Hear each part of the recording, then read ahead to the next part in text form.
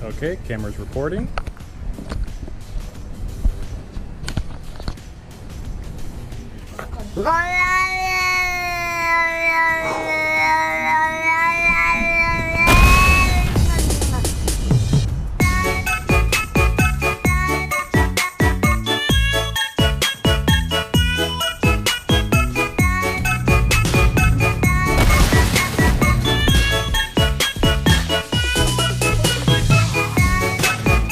Hey, what's up guys, welcome back. Today I'm going to be showing you how I created the super jump effect inside of After Effects. First I'll go through and show you all the footage that I had to shoot for this effect, and then do a step-by-step walkthrough inside of After Effects. So, with that being said, let's jump right into it. In my footage I shot 6 different clips. The first one was of me wearing a GoPro on a head strap, and I jumped up into the air acting like I was taking off. I shot all of my footage as wide as possible so I could rescale and reposition them however I wanted to when I was editing. Then the second clip was filmed with the GoPro as well. I made sure I was standing in the same spot and jumped up in the air and acted out like I was landing.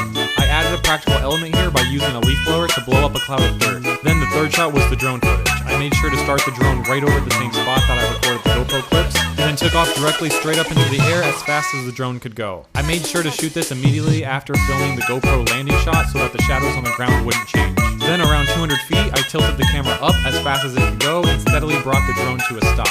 Then I immediately started bringing the drone back down, and then tilted the camera to look back down to the ground, and then finished bringing the drone all the way down to the point where it took off from. For the fourth shot, I hung from a pipe above a green screen while wearing the GoPro. I set up a light to recreate the lighting conditions from outside, and used a leaf blower to make it look like my shirt was flapping in the wind.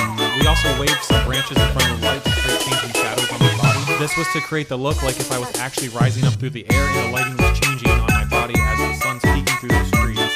While recording this footage, I made sure to start with my legs hanging straight down and then lifted them up, acting like I was jumping off of the ground. And then for the landing, I let go of the pipe and landed on the green screen. The fifth shot was filmed with a GoPro on a tripod, and it was just with my arms in front of the green screen. I also made sure the lighting on my arms matched the lighting of all the other shots. And the sixth and final shot is just a handheld shot. It doesn't have to be of anything specific, just one with handheld motion to it. This is going to be used later to provide motion to the drone shot. Now I'll take all of that footage and we can jump inside of After Effects.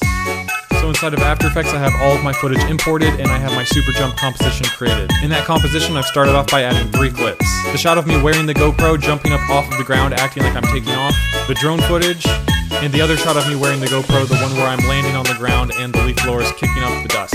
So the first thing that I'm going to do is right click on that drone footage layer, go to time, enable time remapping. And it's going to create 2 keyframes, one where the beginning of my clip would have been before I trimmed it, and one at the end. Then what I did next was go to a point in the drone footage right when the drone stops rising up in the air, and I'm going to add a keyframe at that point. I'm going to make sure that keyframe is selected, hit F9 on the keyboard. This will turn it into a Bezier keyframe and make the transition into and out of that keyframe smoother. Then I'll take this beginning keyframe and drag it over to the right, getting it closer to the keyframe that I just created. And doing that speeds up the clip in between these 2 keyframes.